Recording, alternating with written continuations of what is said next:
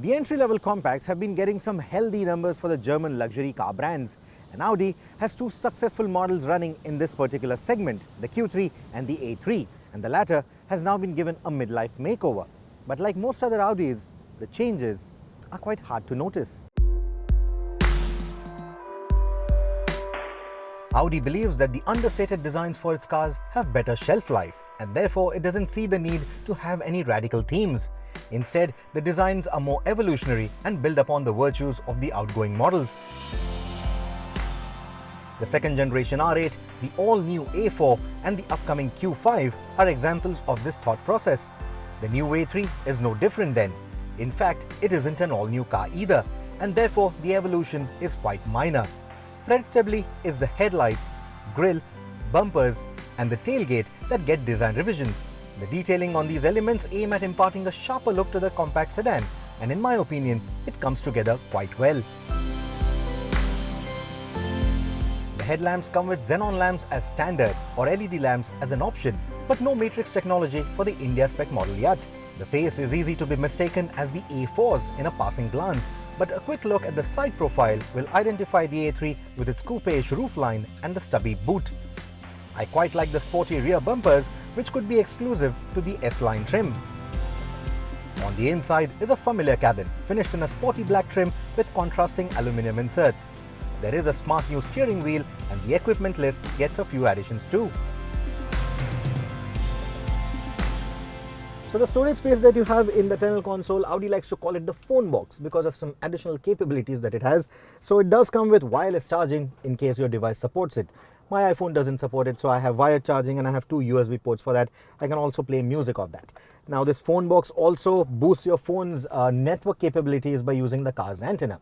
And as far as the music goes, if you still prefer playing music off SD cards, then the glove compartment has a couple of readers for them. The Audi audio unit sounds quite crisp and is mated to a newer version of Audi's multimedia interface. The latter continues to use a 7-inch retractable screen for its interface and misses out on touchscreen capability and compatibility with Apple CarPlay or Android Auto. The A3 also misses out on the virtual cockpit digital instrumentation, which made its way onto the updated A3 in Europe. Audi has thrown in satellite navigation though, and the controls on the center console have been cleaned up a bit to reduce clutter. Though compact, it promises quite a roomy cabin as compared to its arch-rival, the CLA. 3 adults in the back will still be a squeeze though. The seats are wrapped in Milano leather and the cabin gets a 2-zone climate control with rear AC vents.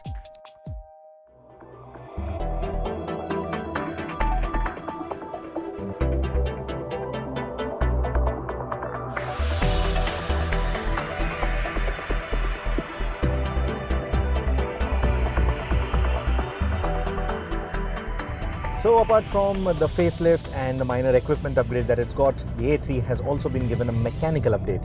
The 1.8-litre petrol unit is now replaced with a 1.4-litre unit. It's still a turbocharged 4-cylinder engine. However, in that transition, it's lost a bit of power. It's gone down from 180 PS to 150 PS. That has also resulted in a drop in performance. 0 to 100 is now about a second slower. So if you've been eyeing the petrol A3 for its performance aspect, I think right now would be a good time to go and get the outgoing model. You could also save a little bit of money on that. A more sprightly engine could join the lineup later if there is demand, but the 1.4 available at launch is more economy conscious.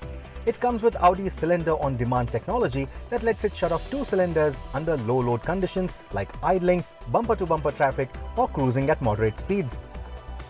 So when it's running in a 2-cylinder configuration, you get that muted, burbly note, but step on the throttle and it changes to a proper inline 4-cylinder soundtrack. The transition from 2-cylinder to 4-cylinder doesn't take too long, it's quite quick, but the engine overall, it lacks the eagerness. It feels a little strained as compared to the competition. The focus points then are fuel economy and the CO2 emissions.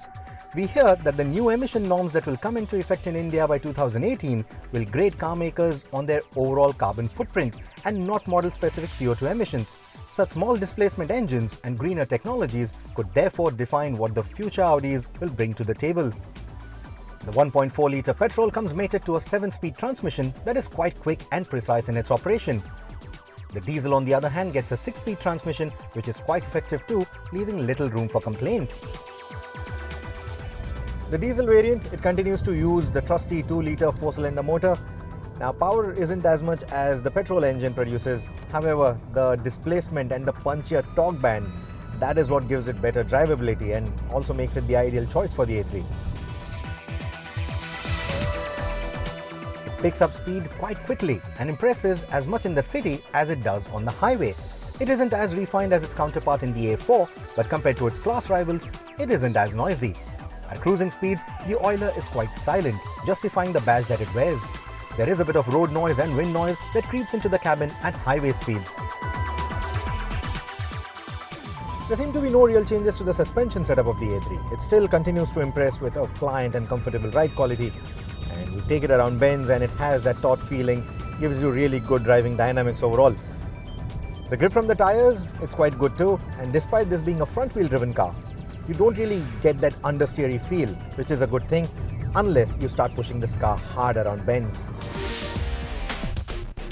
The steering, like most Audis, lacks a bit of feel, and the weight at highway speeds feels a bit artificial. Getting used to it won't take time though. The braking is decent at city speeds, but needs a firm push at highway speeds. The A3 comes with disc brakes on all 4 wheels. Other safety equipment includes anti-lock brakes and up to 7 airbags. Overall, the A3 range seems more sensible than ever now and remains quite a likable package despite its understated form. Well, that sums up the new A3. Now, it does lack a few features that are otherwise available on the Euro spec model, and that's a bit of a downer. But despite that, it has enough kit to have an upper hand over its rivals. And at the same time, it doesn't come across as a compromise, though it is an entry-level model from Audi. And that is a very important aspect for the kind of customer base that it targets.